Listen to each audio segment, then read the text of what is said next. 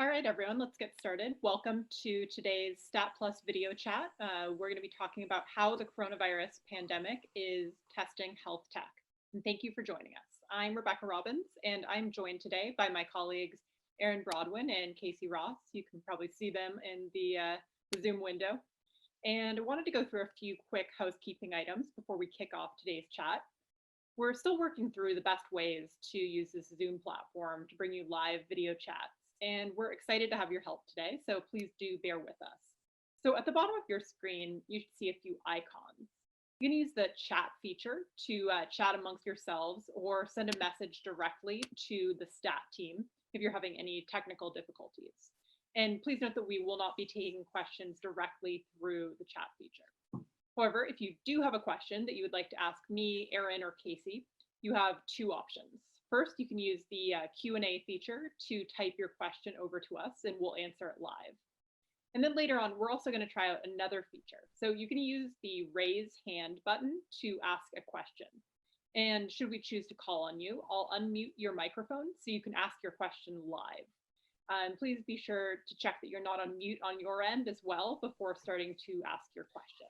We can then remute your microphone and answer your question on the spot. So thank you all for being here. Let's get started. So I want to ask our first question to my colleague Casey, and that is, how big of a disruption is this pandemic causing in the health tech industry? Is there any precedent for what we're seeing right now? No, I don't think there really is. I mean, this is a really huge change in a very short period of time. I mean, you can think of what's happening sort of as a rolling national clinical trial for the use of all sorts of different digital technologies. I mean, from telemedicine to remote monitoring tools to AI in different forms that are being used by hospitals and patients. It's really incredible the pace of uptake of the technology. And I think a lot of us are asking the question right now, how much of this is going to stick after this is over? And I think, that's a great question. And I think we're going to see a lot of uptake that is going to linger after this because people are becoming familiar with tools that are really helpful in ways that, that go beyond the current circumstances that we're facing. So I want to direct this next question to Erin, and this question comes from Megan Pianta, who's with the company Row. And Megan's question is this. Curious about your thoughts on whether or how COVID-19 is a proof of concept moment for telehealth at scale as the industry pulls together to fill in gaps in our health system. Yes, the crisis is straining some companies, but with lives on the line, some argue that telehealth has a critical role to play as a first line to help triage conditions that do not require in-person care. How do companies continue to play this role in a post-coronavirus world? Hi, Megan. Thanks for your question. It's a really good one and one I think all of us here at STAT are thinking a lot about. We write quite a lot about telehealth and more broadly about digital health and digital health tools. And this is something that all of us are talking about on pretty much a daily, perhaps hourly basis. I think I don't speak for just myself when I say we are flooded with pitches related specifically to telehealth about coronavirus. But just kind of a quick anecdotal story here. When I started writing about coronavirus and telehealth, I think my first story was published on the end of February, I think like February 28th, the very end of February. And I was talking with a lot of folks in the telehealth world, a lot of startup executives, and people who keep an eye on regulatory matters. And all of them were ecstatic. They were thrilled that coronavirus for the first time was shining a bright, bright light on telehealth and all that they do. But it's funny how quickly things changed. When we continued to draw up that reporting about a week later, Casey and I were both found that essentially a lot of these providers were inundated with the demand. There was a surge in demand on all fronts. And, this is a little bit like, trying to build a plane as it's flying, I think would be fair to say. There's just so much going on and it's going on so quickly that everyone is having a very, very difficult time keeping up. But I think in your question, you raise a really good point, which is that there is going to be a lot of sticking power with these tools. I mean, prior to coronavirus, I mean, I think it's good to see coronavirus in a way as kind of lighting a fire under a lot of these efforts, which were kind of percolating loosely in the background, but now are so vital, primarily because telehealth and digital health can be conducted in a way that doesn't put lives at risk. It can be done remotely, don't have to have in-person contact, all of these great things, which will, I think, in the long run, lead to a lot of these tools sticking around. So let's dig a little bit into some of the specifics when it comes to the health tech response to the spread of COVID-19. Casey, what types of tech-driven methods are being used to track the virus or otherwise respond? Well, there are a couple of different things that come to mind. One, a lot of health systems and technology companies are quickly spinning up chatbots and screening tools, which are being used very widely. I reviewed one earlier this week that just spun up by by Emory University, and that's already gotten more than 500,000 visitors to that site. That's one hospital, and the use of that is spread all over the country and all over the world. So we're seeing a lot of that. Others such as Verily, Apple have also created these kinds of tools that are getting a lot of use, and to varying degrees, those use AI to screen symptoms and then render advice on what level of care people ought to be seeking. There's also an ongoing and very active discussion right now about the use of aggregated phone data to be able to do contact tracing, which is basically identifying people with infections and then tracing their movements and their contacts through communities in order to identify transmission chains.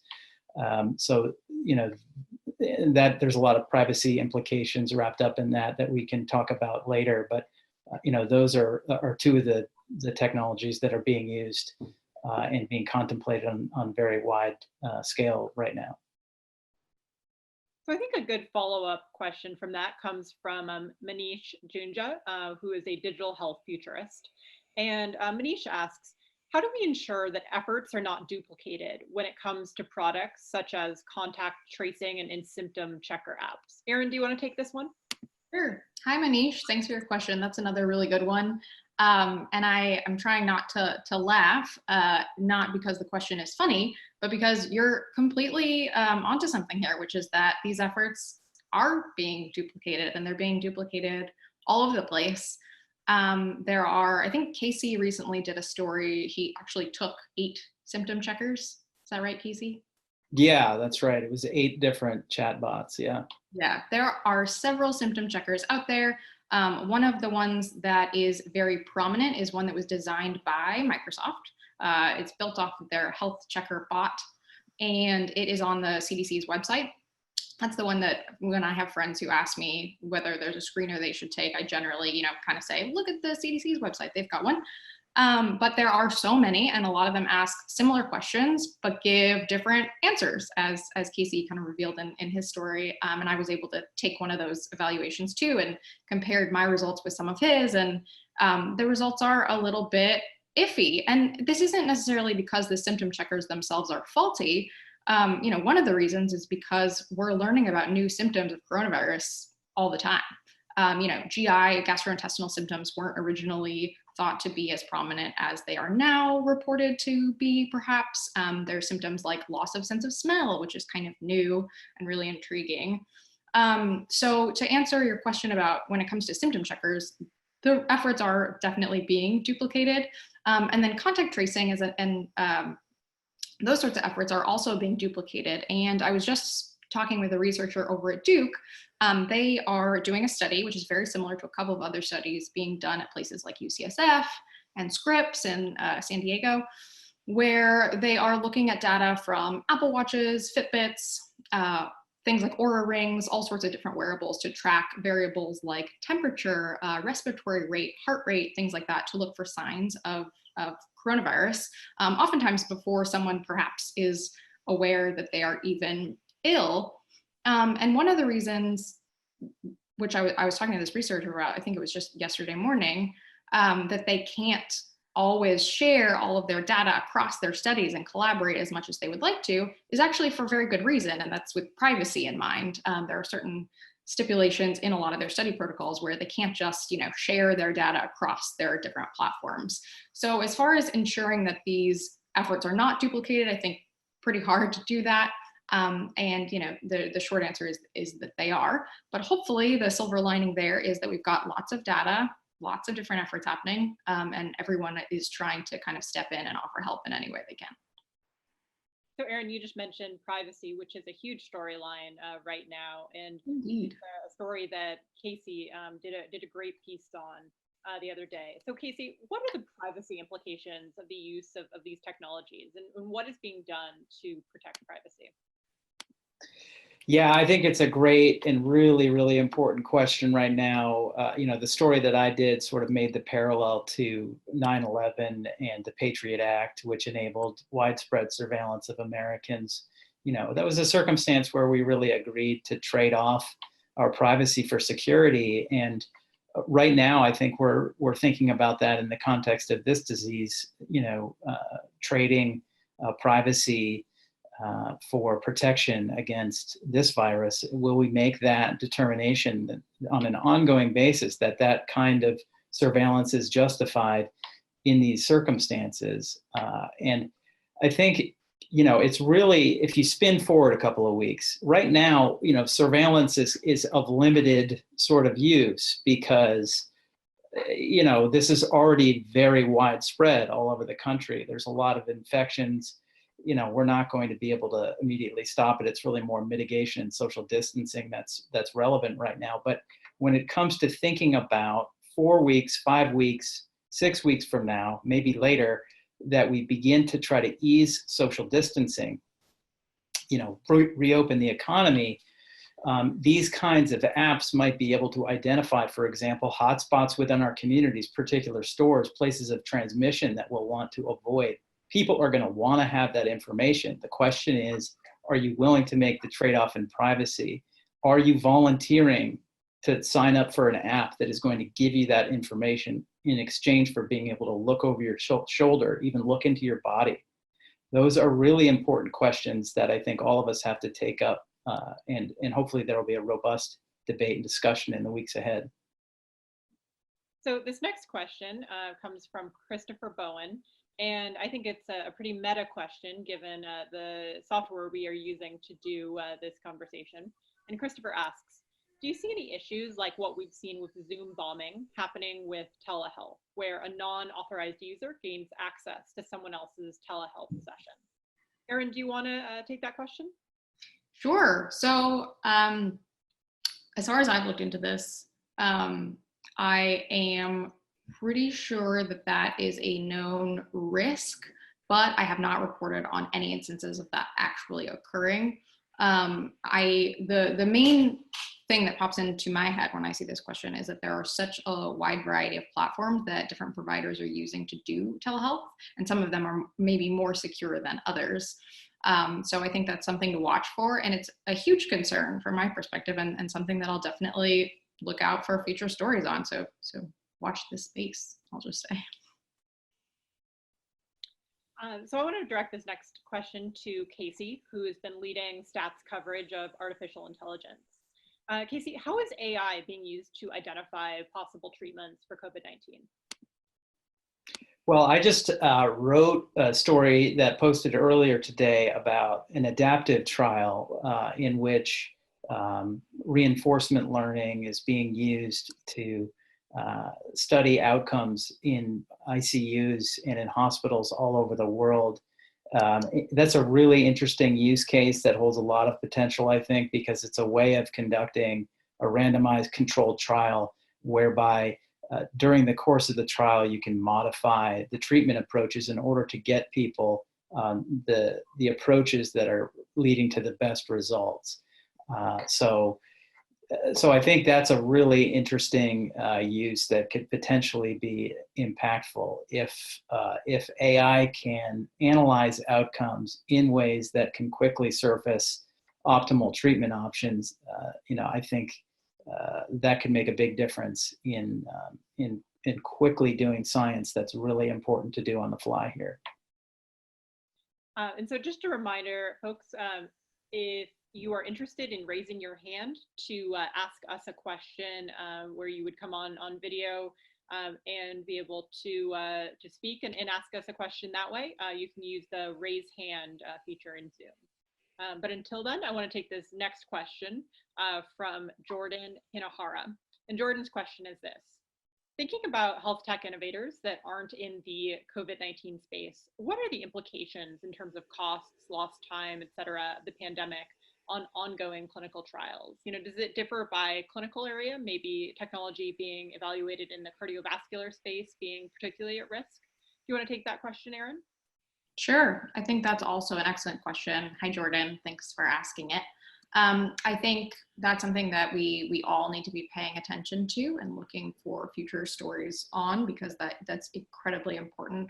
I think one of the other things that's being sidelined that I am currently reporting on, it's not specific to clinical trials, but I think it's related, is that a lot of folks with chronic conditions, whose conditions, diabetes, Crohn's disease, depression, things like that, rely on continuous regular care, and with hospitals and clinics shuttered all over the world as a result of coronavirus, and trying to put an emphasis on treating and helping patients with coronavirus or coronavirus related symptoms, a lot of those patients can't get care. And kind of a catch-22 of that situation is that, patients who have chronic illnesses are also at increased risk of complications from coronavirus itself. So a lot of the clinicians and practitioners that I've been speaking with have been sort of warning me that they are really worried about kind of a second wave crisis resulting from coronavirus, whereby a lot of the folks who have been not showing up to clinics, not showing up to emergency rooms, not showing up to their regular appointments, later have consequences of that, which is that their chronic illnesses, which were once tamped down and well managed, are no longer well managed. And I think clinical trials is one of those things to watch kind of in the same realm, in that a lot of these efforts are being most likely put on hold with a focus on coronavirus. And there's probably later on going to be, once all of this hopefully subsides, we're going to see a kind of a second wave with those as well, where a lot of that really vital research was kind of put on hold and then needs to be restarted. And that doesn't even get into the finances of doing all of that. So it's a really good question. So speaking of this clinical trials theme, we have a great question from Ayana Semyonovov, who is a digital health consultant. And Ayana's question is this: will this speed up integration of at-home monitoring via wearables for clinical trials? And I'll give this question to Casey. Yeah, that's been increasing rapidly. We just actually covered a study earlier this week that talked about the extent to which those tools are being used in clinical trials. And I think the compound annual growth rate of the use of those technologies, as measured by Harvard Business School, is something like 34%. So 1,100 trials in each of the past 2 years have used those kinds of remote monitoring tools. And I think this further puts impetus behind that effort. And I think we're going to see more and more uptake of those kinds of tools to be able to measure outcomes in trials and just in the course of regular care on a contemporaneous basis, to provide data that's going to be crucial to the management of patients, as Erin talked about, with chronic illnesses or COVID-19. So I think you're going to see the use of that technology ramp up in multiple domains. And so Ayana, who asked that last question, is actually raising her hand. So I'm going to unmute Ayana so that she can ask a follow-up. Ayana, you should be able to speak. Thanks for taking my question. 1,100, did you say 1,100 clinical trials have used this technology over the course of the last year? For remote monitoring technologies, yes, that's correct. And so you think that that's likely to increase over the course? Yeah. I think it's the trend is going in that direction. I mean, 34% compound annual growth rate per year. I think it's absolutely going to increase, and I think the use of the technology during this epidemic is going to further drive uptake because more people are getting exposed to it, and I think the demand for it organically is going to increase. That looks like a little bit of good news for that sector, at least under the circumstances. Yeah, I think so. I mean, I think it can work both ways. I think that it's also important to really evaluate the usefulness of those technologies in these circumstances. So one thing that's really important is to be able to do, the science to show in all of these circumstances how much did the remote monitoring tool influence the ability to conduct the science or to treat the patient. Great, thanks for your question, Ayana. I want to take this next question from Kate Meyer, and Kate asks, can you speak to how telehealth could address health disparities post-COVID-19? Do you foresee drastic policy changes that can close these gaps in access to care? I'll direct this question to Erin. Yeah, so that is another very good question. Kelly, was it from? Kate. Kate. Hi, Kate. Thanks for the question. I think the short answer is I hope so. We are seeing a lot of legislative changes, some of them a little bit last minute, but definitely sweeping and broad changes to telehealth. For example, just I think last week it was, or possibly earlier this week, HHS changed some of its ruling around telehealth to do things like allow clinicians to monitor their other clinicians in the facility remotely, which is big. And they're also doing things like, for example, allowing telehealth to be delivered via audio only, which means that previously it was required to have a visual component as well. So I think some of this is very antiquated and it's being rapidly sped up. And I hope that it does open up opportunities to decrease disparities, because I think that's been a huge theme that we're seeing across all healthcare and definitely especially in the time of coronavirus. I think one of the ways that telehealth could do that is essentially if it were available to, one of the reasons is, for example, a lot of clinics, there are shortages of clinics in many areas, particularly rural areas. And so if patients were able to access telehealth services remotely, that would be very easy and convenient and definitely useful. Something that I'm watching more recently is things like digital therapeutics specifically, so not necessarily just telehealth, different digital therapeutics. A lot of coverage of those digital therapeutics has been ramping up in the private sphere, but we haven't seen quite as much for the public sphere. So keeping an eye on that too. Casey, did you have anything you wanted to add on that now? No, I think that was a good answer. It's interesting to see, the way in which HHS has responded to this and rolling back, sort of the privacy concerns about the use of some of the more popular, platforms in order to do this. And I think that's how that regulatory overlay is going to work going forward is something that's going to be really interesting to watch. Will HHS say, hey, wow, this has really opened up access in a lot of important ways. Maybe we should really rethink some of the HIPAA rules, that govern that. So for this next question, we're going to go into some journalism inside baseball. And this question comes from Adam Silverstein. Adam asks, could you shed any light on how the sausage gets made when it comes to your reporting? How long on average do you work on a story from inception to publication? How are you deciding what story falls to you to byline individually versus stories where you share bylines? Do you want to take that question, Erin? Sure. Hey, Adam. How's it going? That is a really good question. I think the ball game has changed significantly since all of this started. I think I won't be the only person in this, I was going to say in this room, but we're all not in the same room. I think I'm not the only person in this chat to feel as though the speed has definitely picked up, and we're fielding pitches from all over the place, more so than we had ever seen before.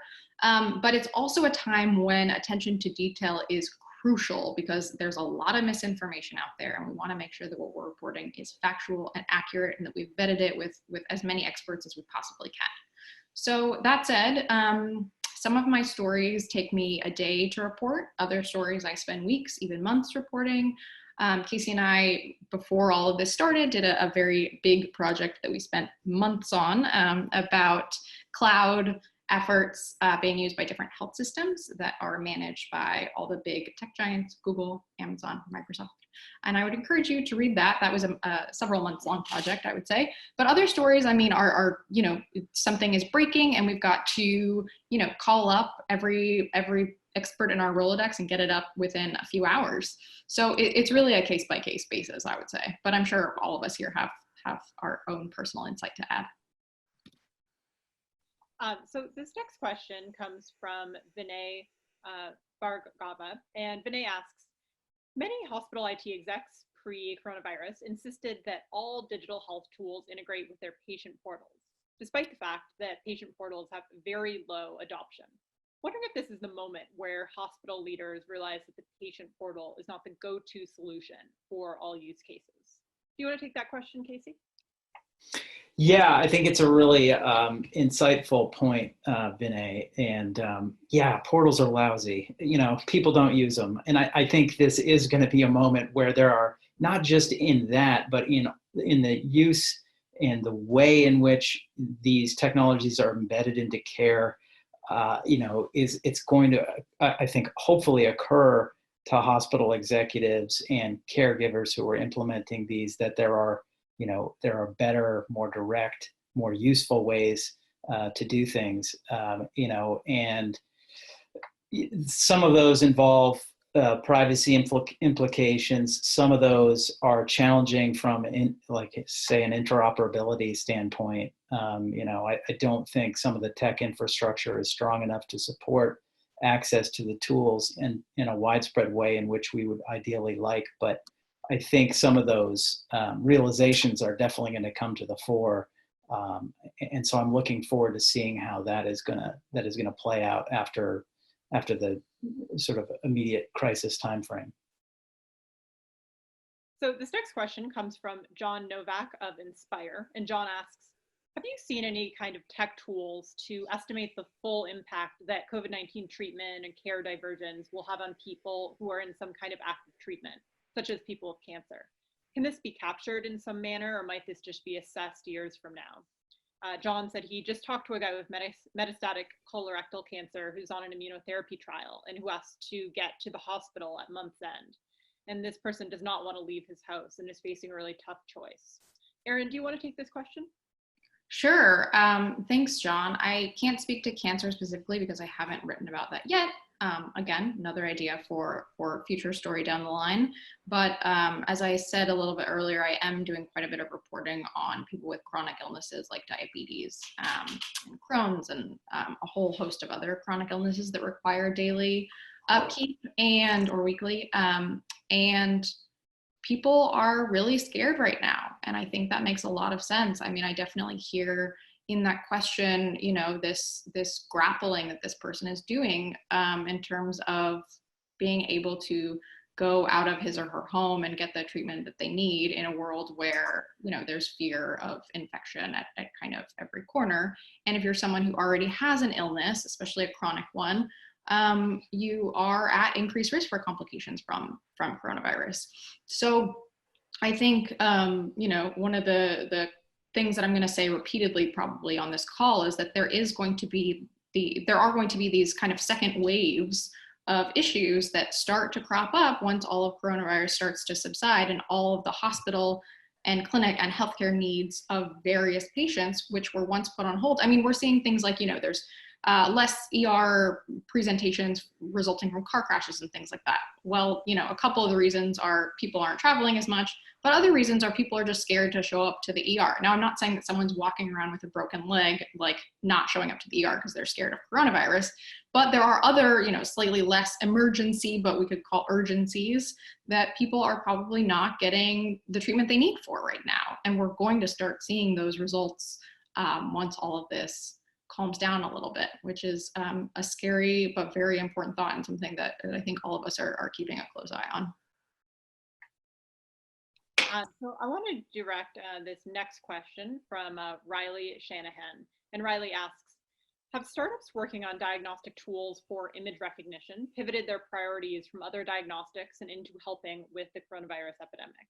Has the FDA or the government created any incentives for AI to help with the diagnosis of patients with coronavirus? Casey, do you want to take that question?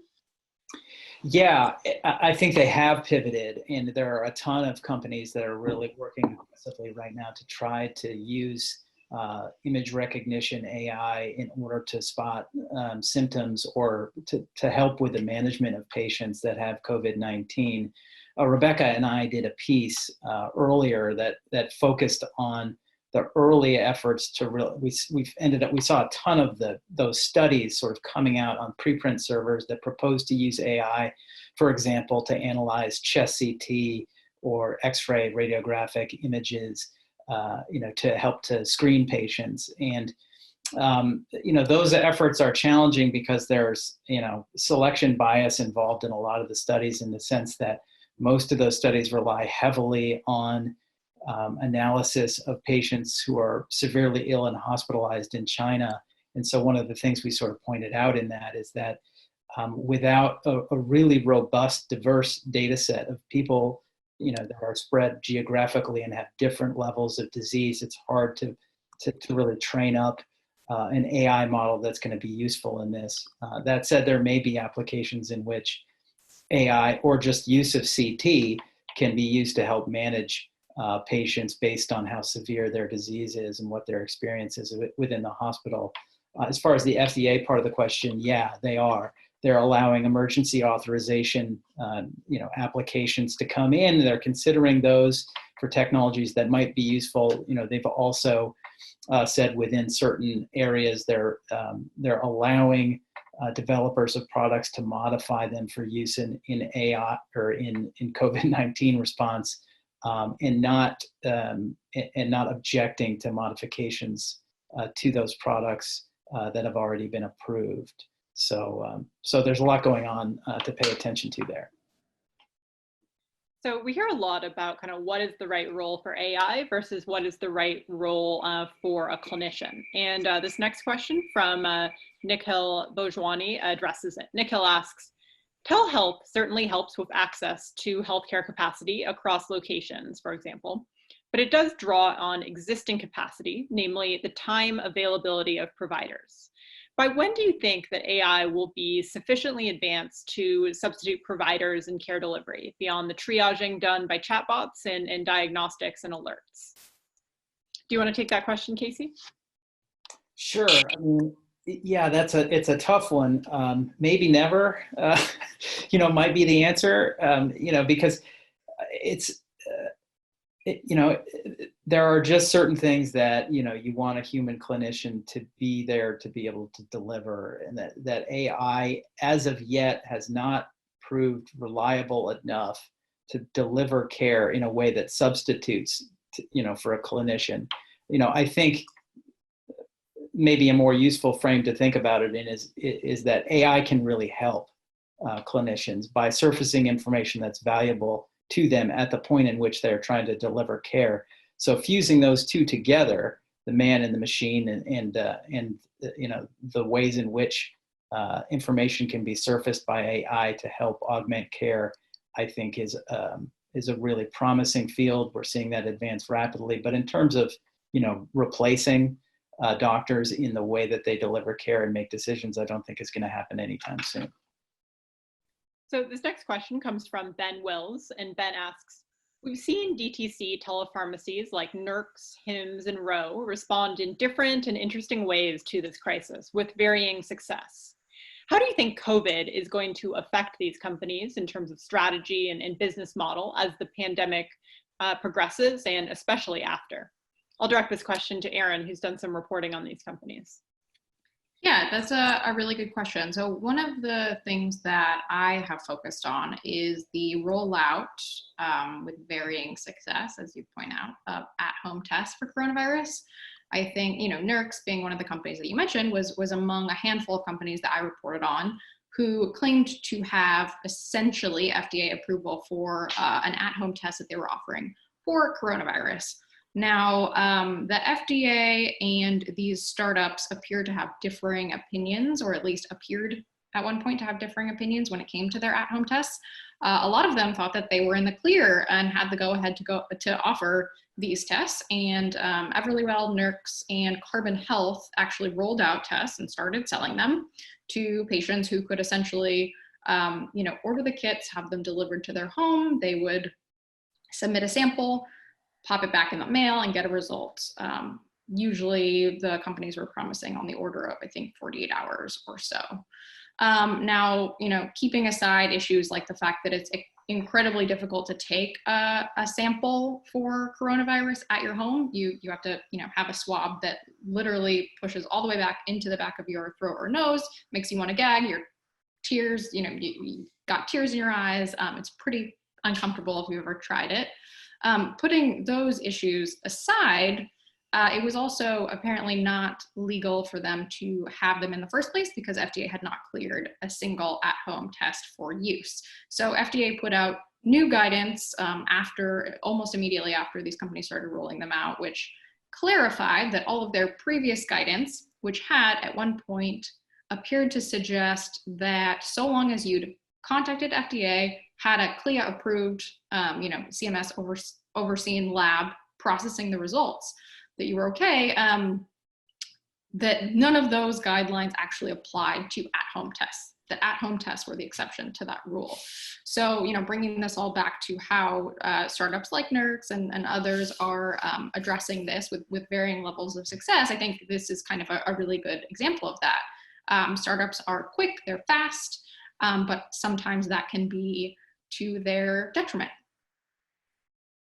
So this next question comes from Jordan Hinohara, and Jordan is raising their hand, so I'm going to allow Jordan to talk. Hi there. So just circling back to the conversation about telehealth increasing access and possibly kind of improving equity, but also the conversation, and Erin, you were mentioning like treatment of patients with chronic diseases, and I heard you mention depression in there. I'm really curious about how that all kind of fits together, because I've been talking with like mental health counselors who are saying that telehealth isn't appropriate for some of their patients, either just due to the nature of the mental health issues that the patient is facing, or maybe that the patient doesn't have a private place that they can ensure in their home. And some of the needs are that they need to be separate from the other members of the family or their residents of the home. So can you talk a little bit about kind of that tension and where telehealth can actually help and where it might actually exacerbate existing inequities? Yeah, thanks, Jordan. That is an extremely good question. Nice to have you with us today.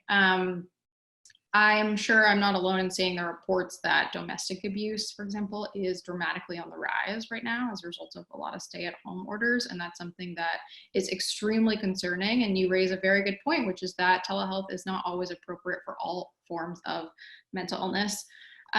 Or other situations arising where privacy is necessary, where getting away from the home environment is necessary, or when simply a physician or clinician needs to be able to put hands on you, to view your body language, to have a conversation with you, to see if you've eaten, how you're kind of comporting yourself, the cadence in your voice. I mean, there's a lot of health tech startups that were initially trying to kind of diagnose or spot depression based on just changes in voice and affect. So there are a lot of inappropriate uses of telehealth, or where it just is inadvisable and where in-person contact is needed. So yeah, it's an open question how all of this will shake out. There's certainly more demand for telehealth across the board, but there's also, we need to keep an eye on instances where telehealth is being used simply because it's the only thing that can be used, but may still be inappropriate. And so another question that comes along with that is like, is some care better than none? And that I believe is also an open question. But Casey, Rebecca, I'm sure you have stuff to add. Yeah, I mean, one thing I would mention in that is that, before this began, we had a mental health care crisis in this country. There was not access for people that really desperately need it. And, that is going to get exponentially worse during this crisis because people cannot get the care that they need. And I was just speaking with Tom Insel, who's the mental health czar in California, and he was making that exact point. He's working on a startup company right now, which will provide one-on-one psychotherapy sessions for people. I think it's really an important observation that this is not right for all people, given their circumstances clinically. But I think we definitely have to balance, appropriateness and privacy concerns with really a very pressing need for access. I think as we're approaching the 45-minute mark, we're going to wrap up the chat. Thank you to everyone who asked such great questions, and we're sorry if we weren't able to get to your question before wrapping up the call. And please don't hesitate to reach out to us by Twitter or by email if you have any ideas for stories that we should pursue. And thanks again for joining us. Thanks, everybody. Thanks a lot, everybody. I appreciate it. Thanks for the great questions. Great questions.